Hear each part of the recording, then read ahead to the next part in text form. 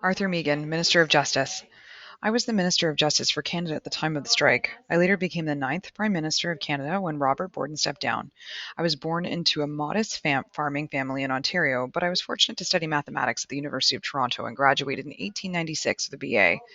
I was a teacher and a salesman before moving to Winnipeg, where I joined a law firm and later ran successfully for the Conservative Party of Canada.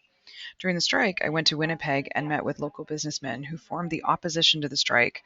It was organized by the Citizens Committee of 1,000, created shortly after the strike began by Winnipeg's most influential manufacturers, bankers, and politicians. We publicly declared the strike a revolutionary conspiracy led by a small group of alien scum, afraid that the strike would spark confrontations in other cities. I refused to meet with the Central Strike Committee. I supported the employers, and any federal employees were ordered to return to work immediately or face dismissal. We amended the Immigration Act so that British born and other immigrants could be deported, and the Criminal Code's definition of sedition, threatening to overthrow the government, was broadened. You decide, for or against. A.J. Andrews, Committee of 1,000. I was a founding member of the Committee of the 1,000, a group of bankers, lawyers, and business owners opposed to the strike and helping to stop the spread of unrest across the country. It was my job to investigate the strike leaders and determine who was to be accused of sedition. I was pleased when the Borden government amended the Immigration Act so we could deport the foreigners to blame for the strike, who were spreading their evil Bolshevik ideas and threatening the innocent people of Winnipeg.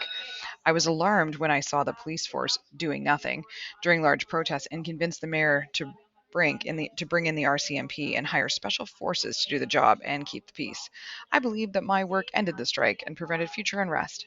I felt that labor unions did not act in the best interest of workers and that collective bargaining was an inefficient system of management. You decide, for or against. So, what happened? What were the consequences? On June 17th, the strike leaders were dragged out of their beds and thrown in jail.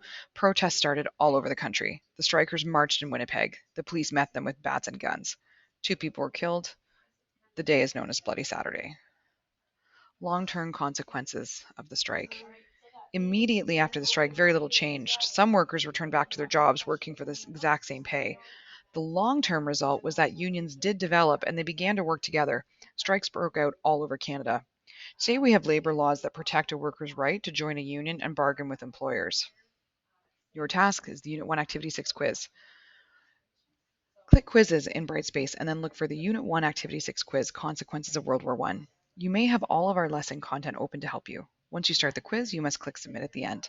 I have it set so that you can attempt it twice and I will only count your highest mark. Did you complete everything? Use this as your quick little checklist or the checklist tool within Brightspace to make sure.